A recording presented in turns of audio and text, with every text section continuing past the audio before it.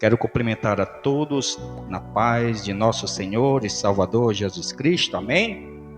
Glória a Deus. Estamos deveras felizes por esta data, por esse momento, pois nesta noite nós estamos na presença do Senhor.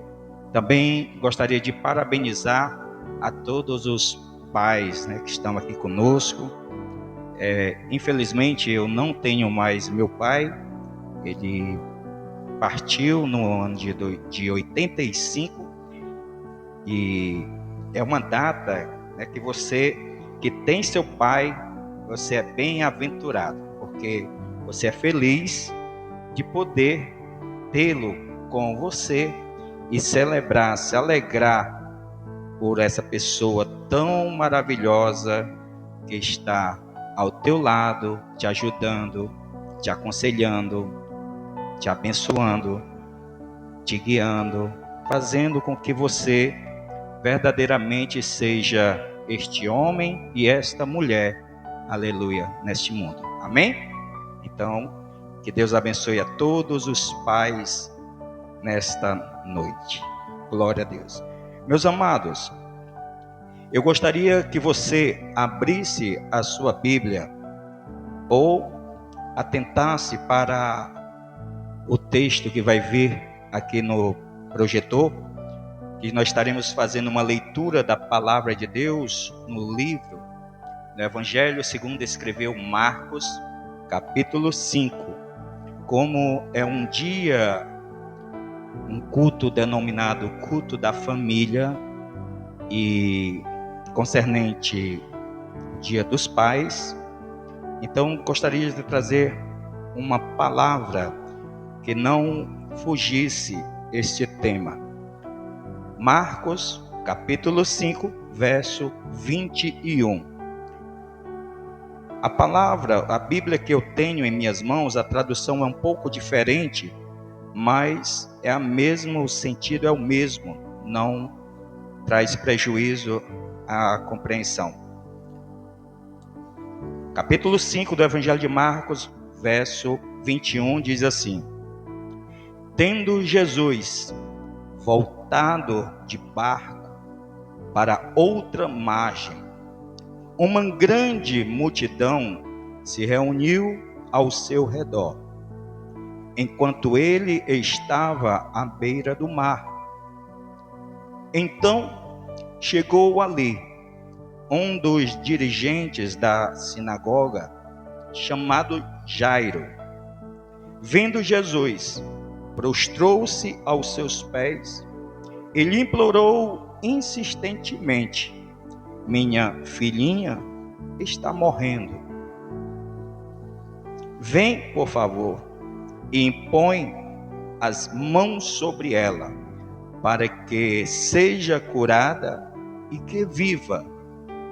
Jesus foi com ele. Aí você passa para o verso 35. Enquanto Jesus ainda estava falando, chegaram algumas pessoas da casa de Jairo, o dirigente da sinagoga. Sua filha morreu, disseram eles. Não precisa mais incomodar o mestre.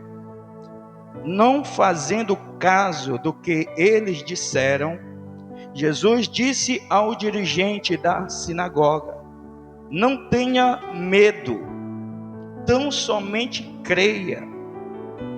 E não deixou ninguém segui-lo, senão Pedro, Tiago e João, irmão de Tiago. Quando chegaram à casa do dirigente da sinagoga, Jesus viu um alvoroço, com gente chorando e se lamentando em alta voz. Então entrou e lhes disse: Por que todo este alvoroço e lamento? A criança não está morta, mas dorme. Mas todos começaram a rir de Jesus. Ele, porém, ordenou que eles saíssem. Tomou consigo o pai e a mãe da criança e os discípulos que estavam com ele, e entrou onde se encontrava a criança. Tomou-a pela mão e lhe disse: Talita cumi, que significa: menina, eu lhe ordeno, levante-se. Imediatamente, a menina, que tinha 12 anos de idade, levantou-se e começou a andar. Isso os deixou atônitos. Amém? Glórias sejam dadas ao nome do Senhor. Meus queridos e amados irmãos, nessa data tão maravilhosa e celebrada pelas pessoas, onde muitos festejam e se alegram com os pais, nós queremos falar algo muito maravilhoso. Um pai que não desiste. Um pai que não desiste. Nós vemos a história, quando nós celebramos esse Dia dos Pais, nós muitas vezes chegamos na casa do nosso pai e ali nós realizamos um almoço, uma comemoração em nossos lares, e ali muitas vezes levamos um presente, e ali, depois daquele momento, nos despedimos e retornamos para os nossos lares. Muitas vezes o pai, ele repreende, castiga, exorta. Muitas vezes o pai, ele vai repreender o filho, e o filho, naquele momento, não entende.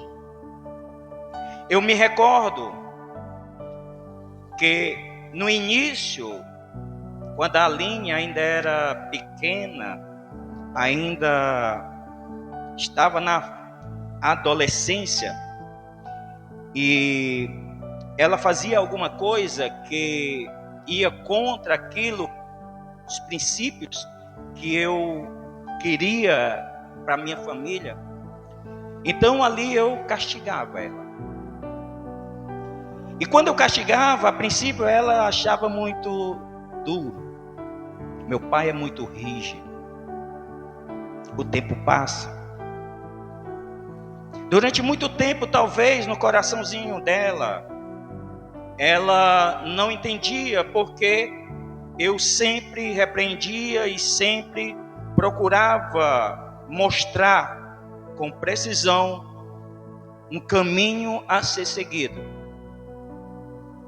Talvez na caminhada dela, enquanto jovem, talvez eu fosse um pai que não fosse o ideal. Talvez ela olhasse para criações onde outros pais cercassem de carinho, de amor, de atenção. Ela via o pai dela muito rígido, que não permitia sair só. Eu criava a minha família com coletividade. Nós íamos para o shopping, era todos, vamos passear. Todo o programa familiar era com todos os membros da família. Se fôssemos para um lago, uma praia, um shopping, era todos. Não tinha essa de ir só para um determinado local. Tinha que ser acompanhado de toda a família. O fato, para resumir, o tempo passou, ela cresceu, se tornou esta mulher e teve filhas. E o interessante é que quando ela teve a filha, passou-se um tempo, ela disse algo que eu guardei no meu coração. Pai, eu não entendia porque você era daquele jeito. Na verdade, o Senhor queria me proteger e eu não entendia. Mas eu quero dizer algo para o Senhor. Você não estava errado. E a maneira que o Senhor criou a mim, eu irei criar as minhas filhas. O problema é que os filhos não entendem que os pais, por mais duro ou rude que aparentemente sejam, a intenção deles é proteger os filhos, para que eles não caiam nos buracos que você caiu, que você não venha sofrer onde eles sofreram. Os pais procuram trazer na vida vivida as experiências como um aprendizado para os filhos, para que eles não cometam os erros que os pais cometeram quando eram iniciantes. Só que nós, como filhos, não entendemos. Então, esse ser maravilhoso se chama pai. Eu não sei como é o seu pai. Se seu pai é carinhoso, carismático, se ele é rude, grosso, ignorante. Entenda, essa é a maneira que ele encontrou de ser o seu pai, de demonstrar o seu amor. Talvez este pai, ele nunca tenha dito para você: meu filho ou minha filha, eu te amo.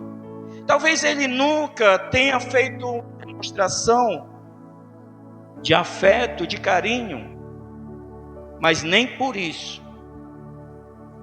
ele deixou de te amar. É a forma que ele encontrou de demonstrar o amor para com você. Foi prover e fazer com que você se tornasse e fosse essa pessoa linda e maravilhosa que você é.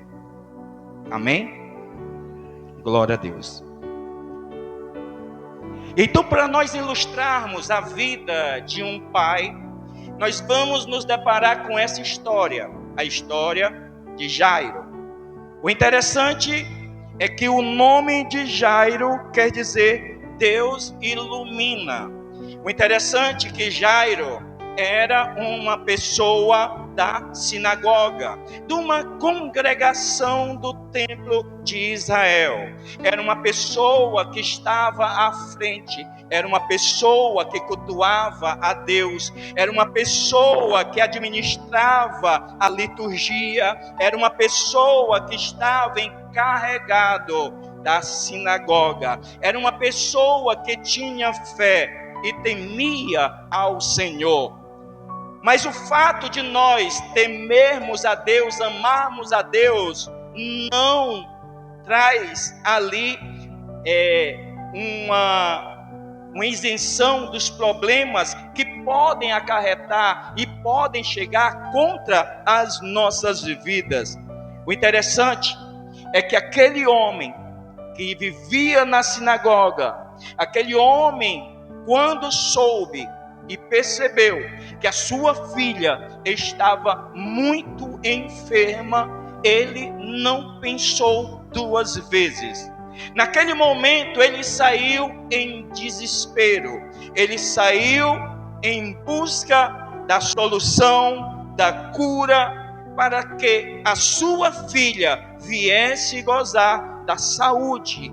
E então eu penso e conjecturo nessa noite, quem sabe ele buscou através da sua crença, da sua maneira de ver as coisas secular, buscou nos postos, nos hospitais, procurou, quem sabe, a ajuda de médicos para que viesse resolver aquele problema de saúde da sua filha. A Bíblia não fala isso, apenas conjecturamos, porque nós muitas vezes cremos em Deus, mas corremos primeiro para os hospitais, nós corremos primeiro para os postos de saúde, nós buscamos primeiro remédios de farmácia, nós sempre deixamos para último caso a busca de oração por aquele problema através dos meios religiosos.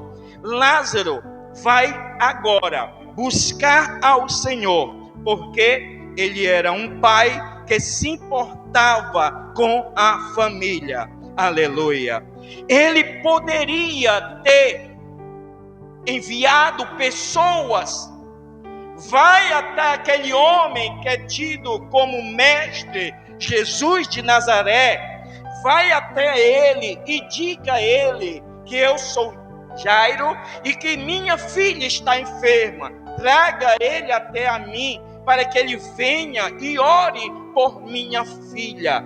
Ele não se interessou em colocar uma outra pessoa para buscar a solução para o seu problema familiar, porque o pai verdadeiro, ele entende que é responsabilidade sua cuidar da sua casa, cuidar da sua esposa, cuidar de sua família, de sua filha.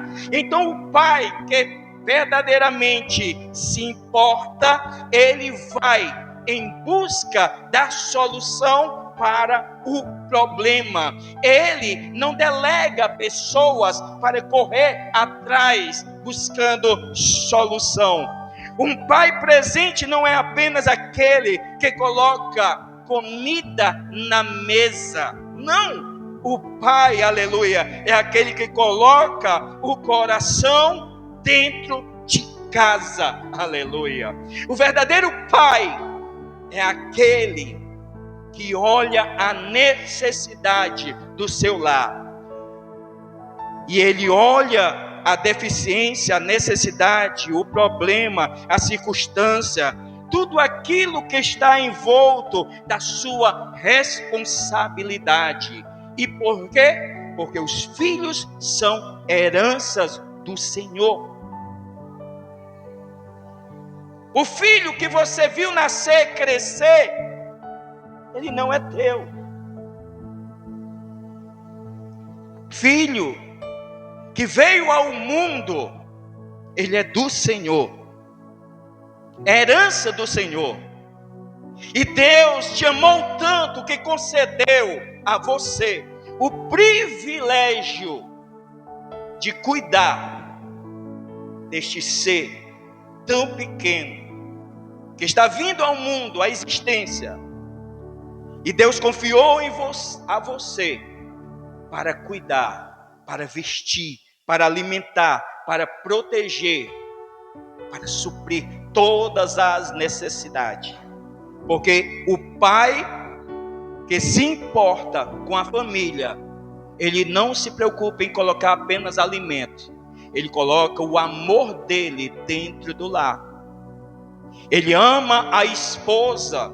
Ele olha para a sua esposa e ama, e o apóstolo Paulo vai dizer que ele deve amar a esposa como Cristo amou a igreja. E como Cristo amou a igreja? Dando a sua vida por ela. O pai verdadeiro, ele dá exemplos, ele cuida com a demonstração de amor, de afeto, de carinho. O problema é que muitos filhos não olham as virtudes do pai. Muitos filhos não procuram conhecer quem foi o meu pai.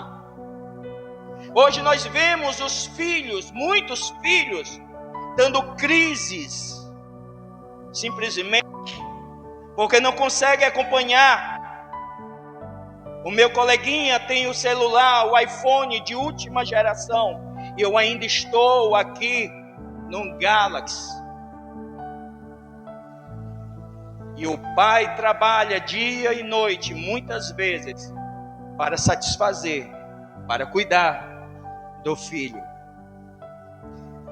O que o pai vai fazer, na verdade, ele não quer e nunca quis que os filhos viessem a padecer de uma vida difícil que ele teve. Se os filhos soubessem a origem, ou conhecessem a origem dos seus pais a fundo, você teria uma compreensão melhor do seu tutor. daquele homem que todo dia sai muitas vezes pela madrugada. Aquele homem que muitas vezes sai para trazer o pão que te alimenta.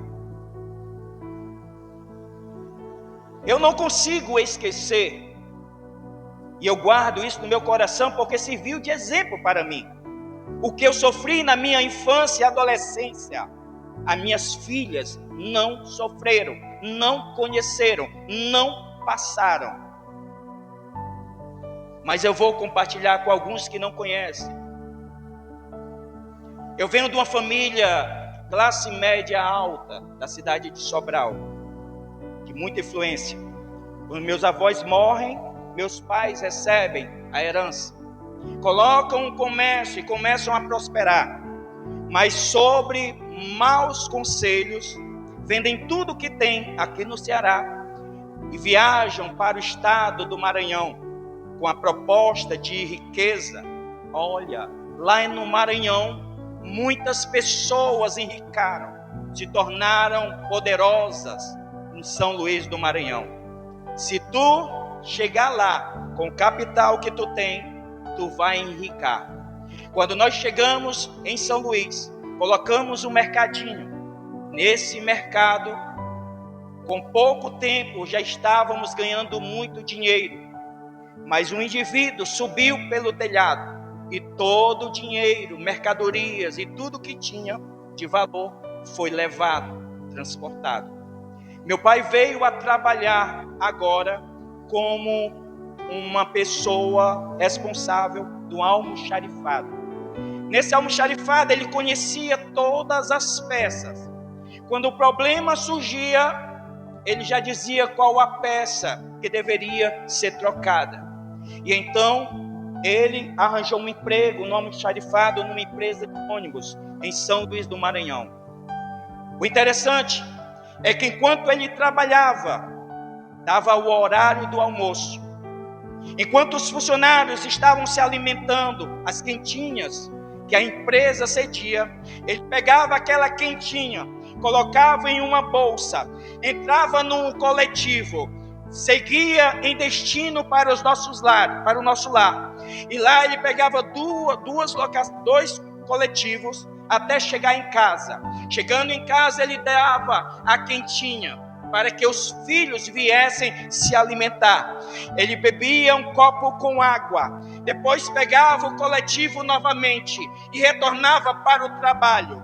E lá ele trabalhava o dia sem se alimentar. Os filhos se satisfaziam com a quentinha e um pouco de feijão que estava cozido, onde a minha mãe fazia aquele capitãozinho, feijão com farinha, amassava e o complemento da quentinha satisfazia, matando a fome da gente.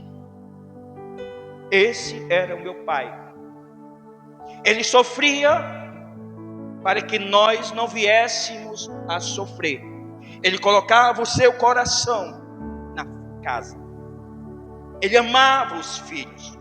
O maior desejo dele era que quando nós crescêssemos, estivéssemos todos cercados à mesa com ele, todos cercados à sua volta, andando com ele como um grande exército. Ele esperava, gostava, queria, desejava que esse dia alcançava. Mas por destino, ele foi atropelado e morreu no ano de 85. O que eu quero dizer é que o pai, ele guarda, coloca o coração no lar.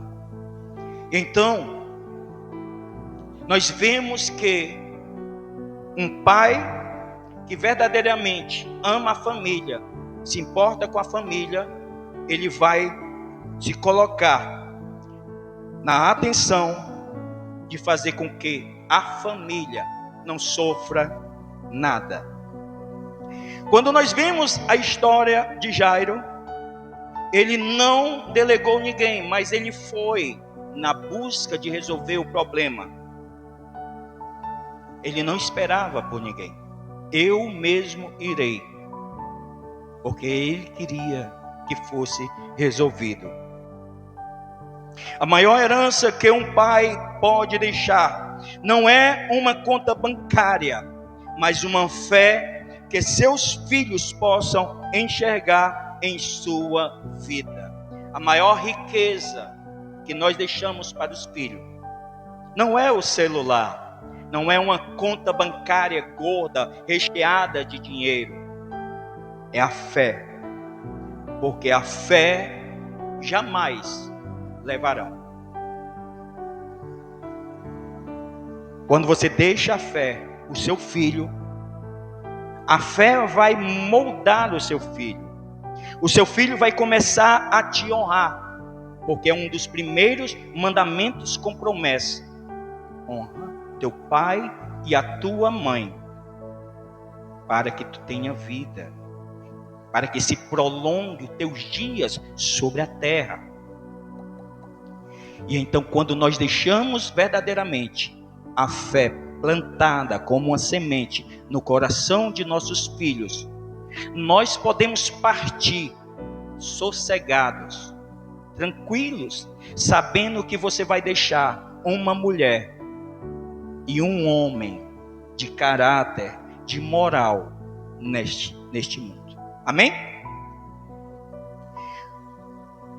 Mas Jairo, ele não vai demonstrar apenas que se preocupava com a família.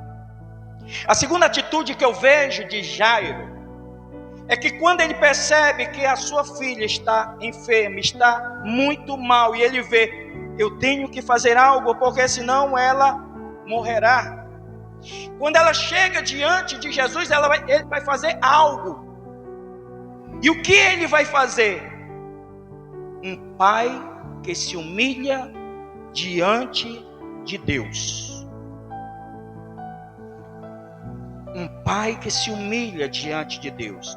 Vai mostrar que aquele homem verdadeiramente era uma pessoa humilde. Que era uma pessoa que tinha o costume de estar na presença de Deus.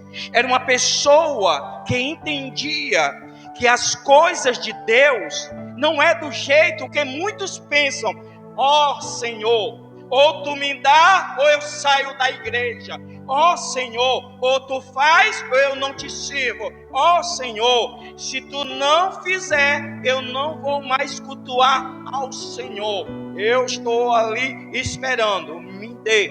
Como se Jesus tivesse uma bandeja e fosse um garçom para servir a nós. Na verdade, a história é bem diferente, igreja. Jesus, ele é Senhor e nós somos servos dele. Ele manda e nós obedecemos, e nós jamais vamos chegar diante de um Senhor de qualquer forma, de qualquer jeito e de qualquer maneira. Nós vamos chegar diante de uma autoridade de maneira humilde, e é assim que ele chega, é assim que ele faz. E por que ele se humilha? Porque ele entende, aleluia, que era a forma de alcançar, de conseguir algo do Senhor, é através da humildade. Aleluia. Quando nós nos humilhamos diante da presença de Deus, Ele ouve a nossa prece, Ele ouve a nossa oração, Ele escuta o nosso clamor. E quando nós clamamos, suplicamos e pedimos, aleluia, de maneira humilde ao Senhor, colocando sobre Ele todos os nossos problemas, todas as nossas ansiedades, todas as nossas angústias, quando nós apresentamos diante de Deus, o Senhor, Ele olha, Ele vê, mas quando nós humilhamos, Ele responde. Você entende? O segredo está aí.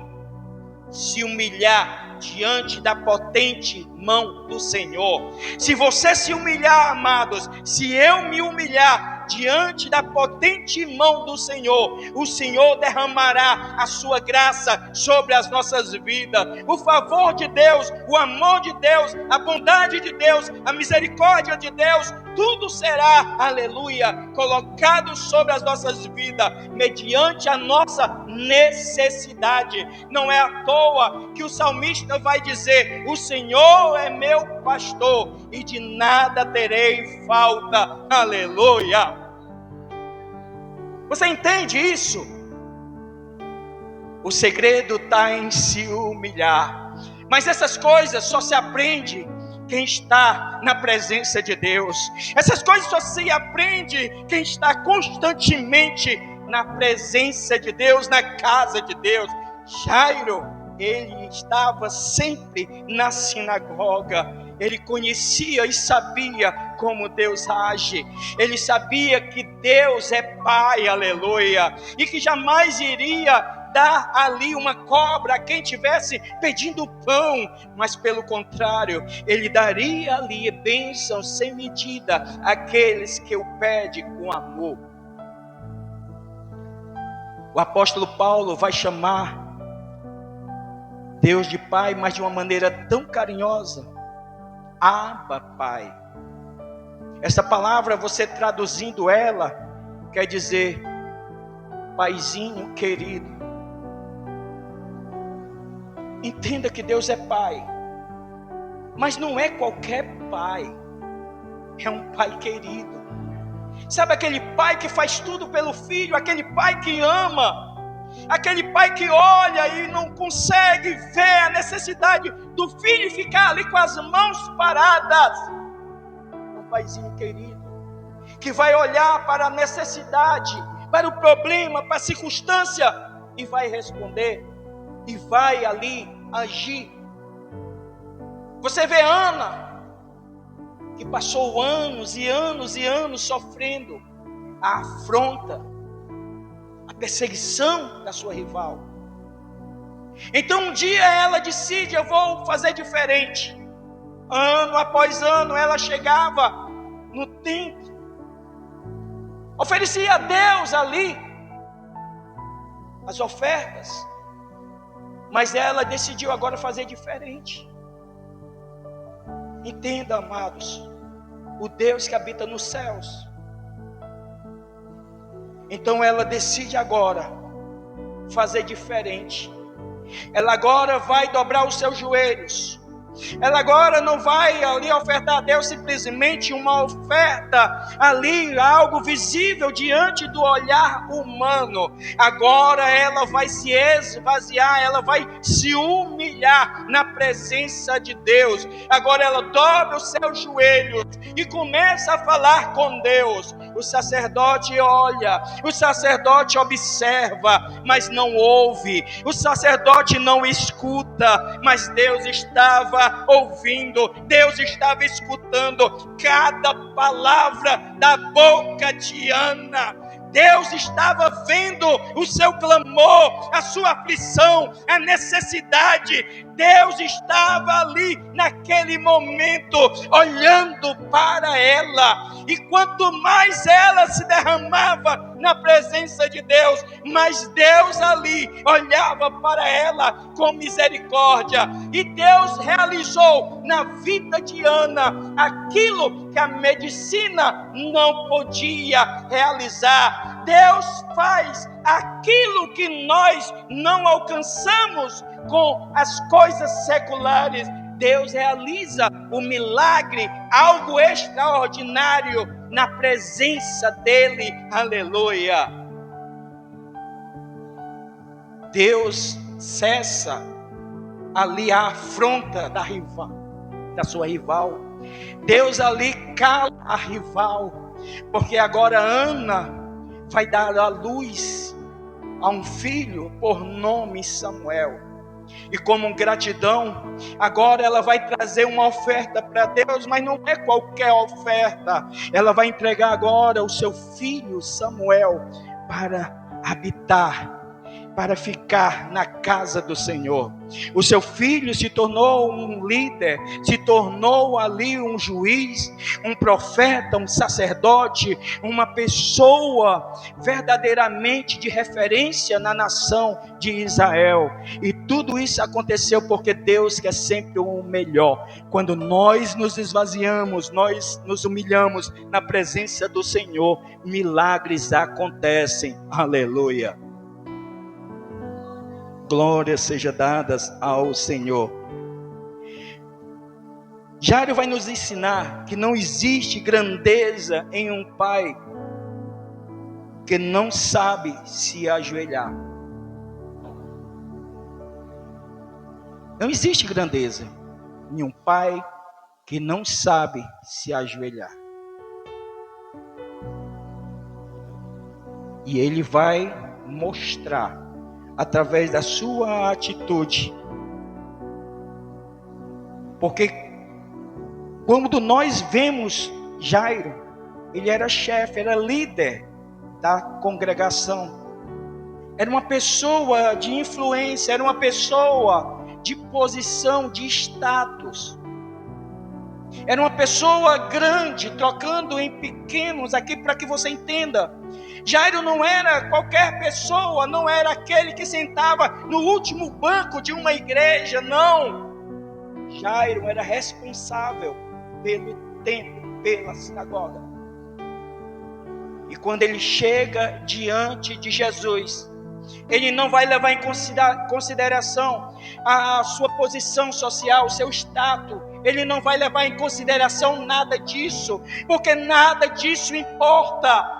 Ele entende, aleluia, que nada disso tem valor, porque de que adianta eu ser esta pessoa grande diante dos homens e minha filha descer à sepultura? De nada adianta o dinheiro, a riqueza, a fama, os aplausos, um título de grande,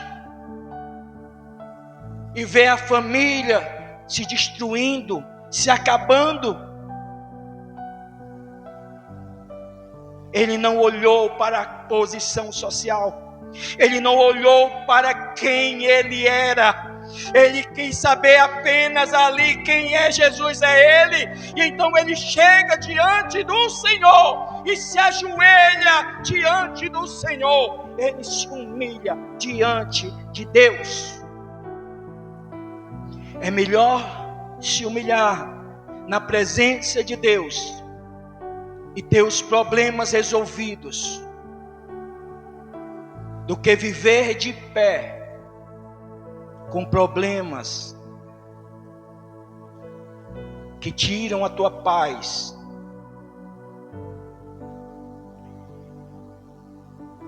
E então, quando nós vemos a história dele, ele é um pai que se humilha diante de Deus. Porque ele vai dizer: eu não consigo resolver tudo, mas conheço aquele que pode. Aleluia. Eu não sei como está a tua casa, como está teu lar, não sei os problemas que você tem enfrentado, tem passado. Eu não conheço a vida de todos. Mas eu sei de uma coisa, que se você dobrar os teus joelhos e apresentar a tua causa ao Senhor, Ele resolverá, Ele agirá, entrará na peleja a teu favor. Se você se dobrar os joelhos em humildade e se esvaziar de si mesmo e reconhecer que só o Senhor é Deus, Jesus vai dizer: tudo que pedirdes em meu nome, crendo, eu farei, porque eu vou para o Pai. É isso que ele fala. Então, quando nós vamos buscar a Deus, às vezes a gente quer impressionar a Deus com orações. Majestoso Deus, Deus de Abraão, de Isaque e de Jacó, estou aqui, Senhor, na tua presença.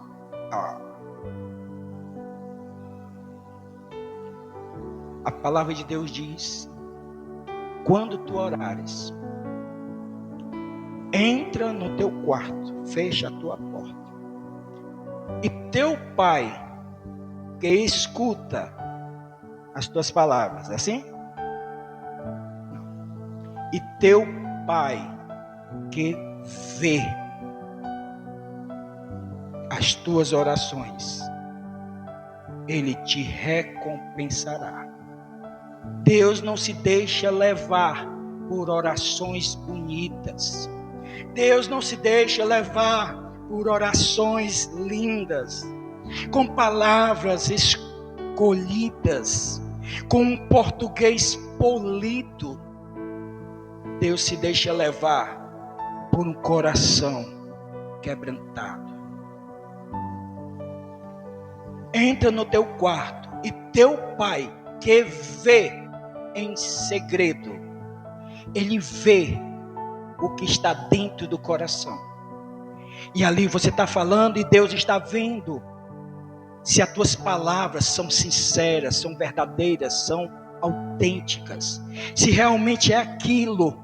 Porque quando nós falamos com sinceridade com Deus, Deus olha e diz: eu não consigo, eu não vou deixar de ouvir ou responder esta oração.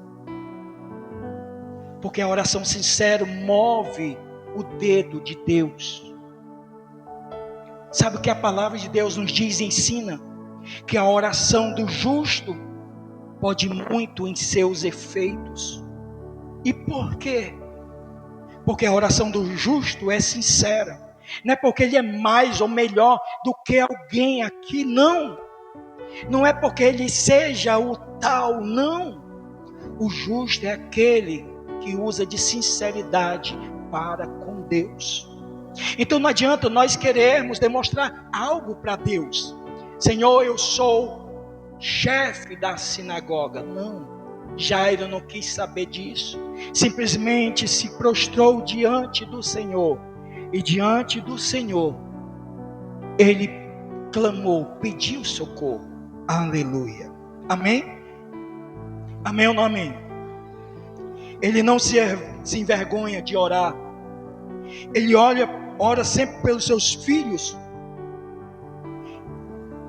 Ele sempre está ali buscando o melhor, o bem para a sua casa, para a sua família.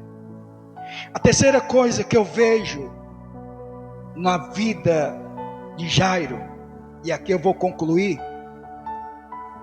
Jairo era um pai que continua confiando quando recebe uma má notícia. O pai que tem Deus no coração, ele não perde as esperanças, mesmo quando tudo diz que não dá certo. Quando você vai para o texto sagrado, você vai ver duas passagens.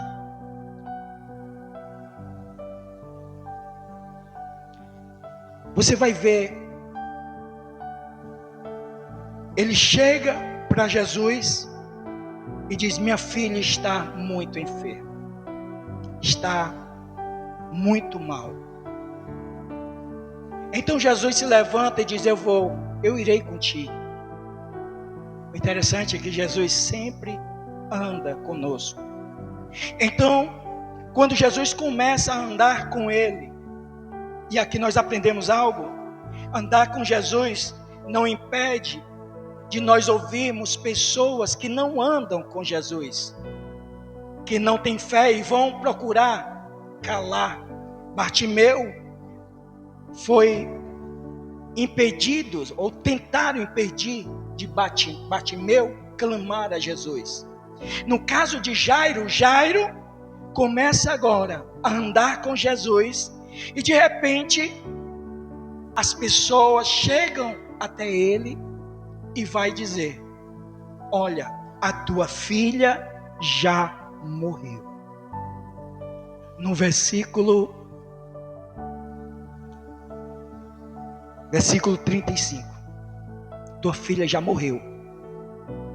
Isso já era motivo para aquele homem, aquele pai, já parar e deixar Jesus: Senhor, pode ir para lá. Eu conheço histórias de pessoas que perderam um filho e disseram: eu não vou mais seguir a fé, não vou mais para a igreja. Eu já vi histórias de pessoas que perderam o pai e disseram: eu não vou mais para a igreja, eu não vou ser mais crente. Eu já vi histórias de pessoas que perderam a mãe e ficaram abalados e também decidiram: eu não vou mais seguir a Jesus. Porque quando nós recebemos uma história, uma informação dessa, a primeira coisa que vem na nossa mente é a dúvida, é a incerteza. Será que vale a pena professar uma fé? Será que vale a pena realmente seguir este Jesus? Será que vale a pena eu ir para a igreja, adorar a Deus? Será que vale a pena estar com a vida no altar? Porque eu estou passando por problemas. Mas Jairo, quando recebe a notícia que a filha havia morrido, ele olha e naquele momento o Senhor vai dizer: sua filha não morreu, não tenha medo, creia tão somente. No versículo 36. Jairo era uma pessoa que confiava no Senhor. E aqui nós vemos Jesus combatendo esses dois tipos de pessoas. Então você que está aqui essa noite, entenda: tem pessoas que não somam a sua fé, tem pessoas que mais atrapalham a sua caminhada do que ajudam na sua fé. Tem pessoas que, se elas pudessem, elas te tiravam da igreja. Mas Jesus vai repreender em duas ocasiões essas pessoas. Uma delas, no verso 37, Jesus vai dizer: não deixe ninguém segui-lo, senão Pedro, Tiago e João, irmão de Tiago.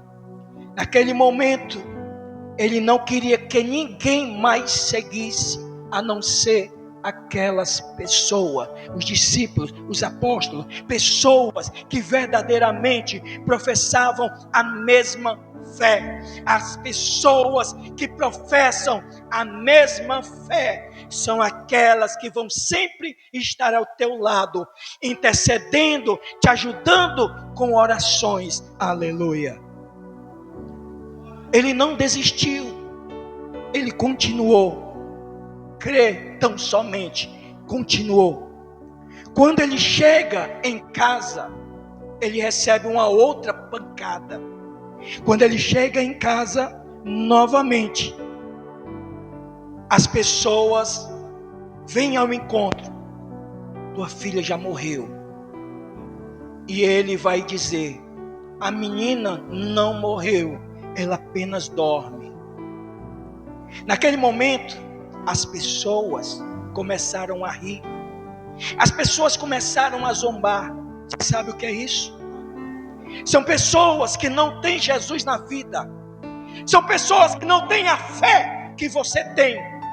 São pessoas que não acreditam no milagre como você acredita. São pessoas que vivem uma vida de pranto, de latejo, de choro. São pessoas que estão vivendo uma vida na incredulidade. Essas pessoas jamais verão o milagre de Deus, porque para essas pessoas o Senhor impede: ficai aqui, apenas venham, entre o pai, a mãe. As pessoas que acreditam. Você quer ver milagres? Creia, acredite, não duvide. Se você colocou algo nas mãos de Deus, não importa o que eles digam, não importa o que eles falam, o importante é o que Deus diz a respeito da tua causa. Se Deus te prometeu algo, confia, acredita. Deus irá cumprir aquilo que Ele tem prometido, aquilo que Ele falou, Ele vai cumprir, porque Ele não é filho do homem. Ele cumpre a sua promessa. Espera mais um pouco. Aguarda. No tempo certo, Deus responderá a tua prece, a tua oração. E você verá o milagre acontecer. A resposta que você sonhava virá. E naquele dia você irá se alegrar. Naquele dia você irá festejar. Abraão esperou 100 anos. E no dia que chegou o nascimento do seu filho, vamos dar o nome. Que nome, Sara? Que nome nós daremos a este menino? Daremos o nome de Isaque. Mas por que Isaque? Porque Isaque quer dizer riso, alegria. Então, esta será para ti um momento de alegria, um momento de festividade. Aleluia. Jairo confiou, ele não desistiu, ele continuou andando com o Senhor, mesmo quando todos diziam: está morta, não tem jeito, não incomoda o mestre. Mesmo quando todos zombavam e riam, dizendo que estava morta, ele confiou. Você serve um Deus que é mais que um Deus. Ele é um pai. E você é filho. Veio para o que era seus. Jesus veio para a nação de Israel. João capítulo 1, versículo 11. Veio para o que era os seus. E os seus não o receberam.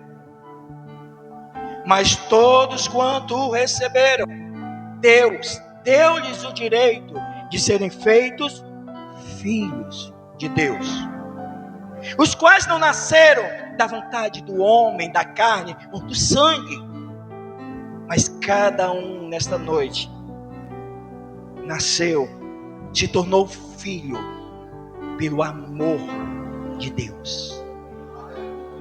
Não foi você, não foi eu que escolheu a Deus. Ele nos escolheu muito antes de nós virmos a existência. Deus observou o nosso corpo ainda informe, ainda dentro do útero materno. Deus já sonhava e tinha planos a nosso respeito. Deus estava vendo esse momento, você, no domingo à noite, sentado em um lugar onde todos se reuniriam e estariam reunidos adorando a Ele como um Pai, celebrando a sua divindade, a sua bondade, o seu amor. Este Deus nos amou incondicionalmente.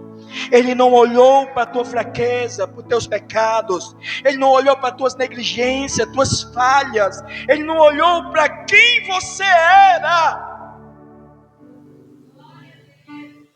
Quando você trilhava no caminho contrário à sua vontade, Ele estendeu a sua mão, segurou nas tuas mãos e te trouxe, firmando teus pés na rocha. E aqui te conduziu pelo caminho da justiça. E agora Deus olha quem Ele será. Muitos de nós não eram nem para estar vivo aqui.